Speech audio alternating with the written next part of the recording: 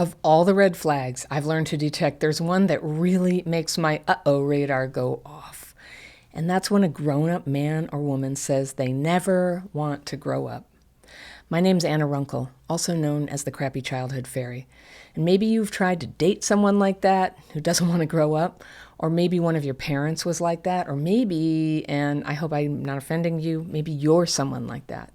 And I think I understand what you might mean when you say you never want to grow up.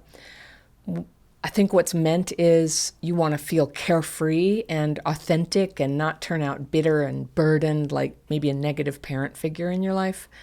But if you're having a hard time creating happy, stable relationships, and if you're spending a lot of time broke or angry or disappointed with other people, or like you're unfairly rejected or overlooked all the time, I want to help you detect if it might be possible that childhood trauma has actually kept you stuck in some old childhood mindsets, and whether that might be blocking you from having functional and equal relationships with the people in your life. Now, like a lot of you, I had to grow up really fast in some respects. I was exposed to a lot of things that kids are not supposed to see. Grown-ups using drugs, hitting, sexual stuff, a kitchen with no food in it half the time. I had to help out with childcare, sometimes late into the night because the adults were, out until morning. And long before I was even a teenager, if I wanted to have any money, I had to earn it myself, even for basic stuff sometimes, clothes, food, taking art classes at the community center. So I started this whole series of little kid businesses to pay for that. And I'm proud of that. There have been a lot of good things that have come from that. But the funny thing is, what they call growing up fast is not really growing up. It's toughness, but it's not maturity. And so that's why I sometimes call childhood PTSD a kind of developmental delay. Now, usually that term refers to a long timeline for learning things like how to talk, how to walk, how to read. But for those of us with childhood PTSD, we sometimes have a long timeline to develop emotional maturity. We can be hugely street smart, very intellectual, but still a little vague on how to take responsibility for the direction of our lives. Some of us stay in a never-ending battle, really, with our parents, kind of an extended adolescence where we're trying to get them to see how hurtful they were. We're trying to get them to make right what they did, or we try to drag out of them the approval and the love that never came while we were kids. Healing from that is part of maturation, too. It's hard, but it doesn't have to take a lifetime. It starts by just opening up your mind to the possibility that the hurt kid in you is compromising the adult you need to be today. So how would you know if this were happening? Well, there are a few markers of adulthood, and we can start by asking questions about those. So the first question is, do you have an identity that is independent of your parents or their influence? Now, we might choose to live in a similar way to our parents, same values, same affiliations with churches or politics or whatever they're into, and there's nothing wrong with that. But part of adulthood is that we find what we really believe and how we really want to participate in the world, even if it's different. And it doesn't have to be done with anger or criticism of your parents. You might have criticisms, but now that you're an adult, you're free. They're free. Everyone gets to be themselves. Now, some of us stay in a childlike state through dependence on our parents, whether it's for money or a place to live or just emotionally. We're very caught up from day to day in what they did, what they said, how they judged us or disapproved of us in the past or just last week. Now, if you're holding on to that stuff and it's affecting whether you can be happy or not today, I'd say the child in you is blocking you from full adulthood.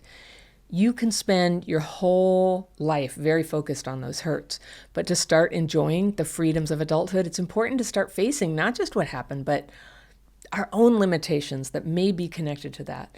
It's not our fault that we got hurt as kids, but today, if we want to start having a good, real, fulfilling connection to other people, we've got to climb up out of that identity of a person at war with the past. And yet, a lot of us get stuck in the psychological bonds and beliefs that what happened in the past still dictates who we are now. And it can be this never-ending fantasy that it's the parents who have to do something so that we can get free, even when we're 30, 40, 50 years old. We think they have to apologize, or they have to acknowledge what they did, or they have to help us get on our feet because the trauma was so debilitating. That is a war where whether you win or lose, you lose. There is a tiny chance that your parents will change or give you the love that they couldn't give you in the past. And if they do, it's going to happen through some shift in their own hearts. And it's definitely not going to be because of pressure from you. Fake apologies, they never hit the spot, do they? The miracle that you're really looking for is the one in here, where you're free of what happened and you start making the happy life you deserve. Now, for a few people, that means cutting ties with parents. But for most people, that is not necessary at all. When you have less fear and resentment, and in my courses, I teach exactly how to achieve that, you have more flexibility to enjoy people who just used to piss you off. And I'll be honest with you, everyone likes you better when you put down your sword. When you stop trying to make anyone apologize or compensate you or validate you or change in any way. They are who they are, and we are who we are, and everyone just wants to be accepted. And we can make requests, but we can't force change, and that is a core meaning of what it means to be an adult. We work on ourselves. So adults have freedom to change or not change and to create their own identity distinct from their parents. And that's a very powerful freedom. There are the simple freedoms of doing what you like, behaving how you like. You don't have to be polite or cooperative even, right? You have that freedom. As long as you follow the law, you can wear t-shirts that have the F word on them. You can troll people on the internet. You can eat junk food all day if you want.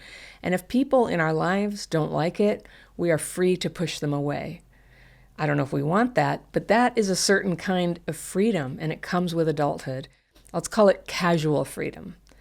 It's not the kind of freedom that I'm suggesting you stretch out of your comfort zone to obtain. What I'm really talking about is the kind of freedom that comes with a cost that always entails responsibility.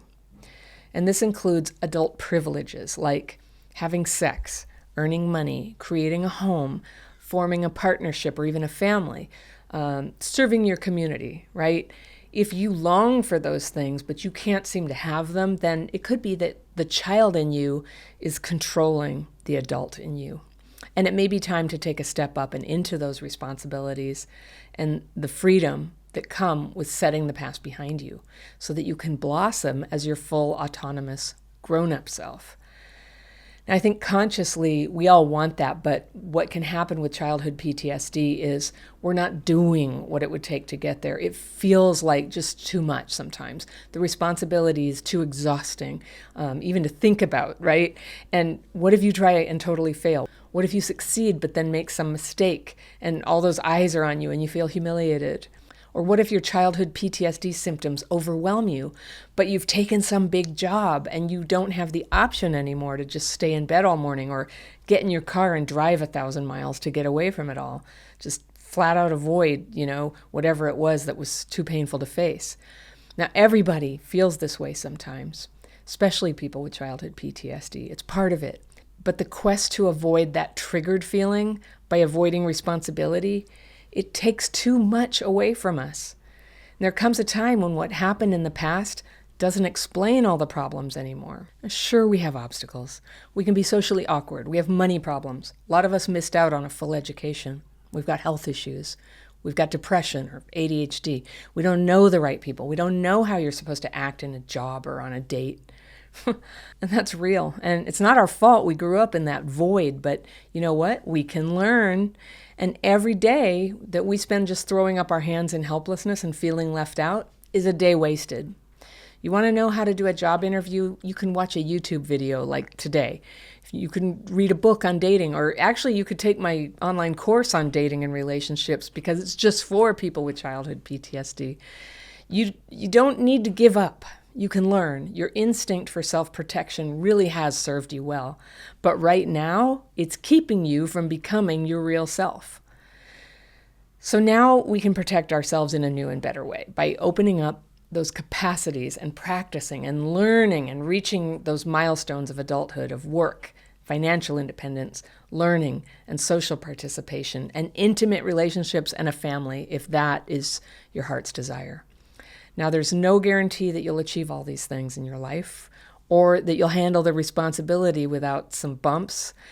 But don't let your good self collapse into bitterness and helplessness. You can reach for your own freedom. You were made to grow and take your place among the strong people who lift up our lives all over the world. It's hard, and it takes emotional courage, and it's going to be triggering sometimes. And that's why my videos and all my courses are here for you, and so many other resources out there. But even when you fall short of your goals, the journey itself, the journey of trying, makes life fun and real.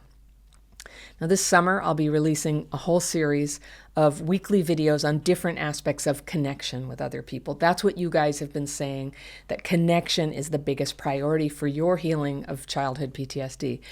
If you want to be sure that you see each one right when it comes out, be sure you subscribe. And if you want to jump in and take these lessons further, you can follow the links in the description section to my courses and my free tools. And I will see you next week.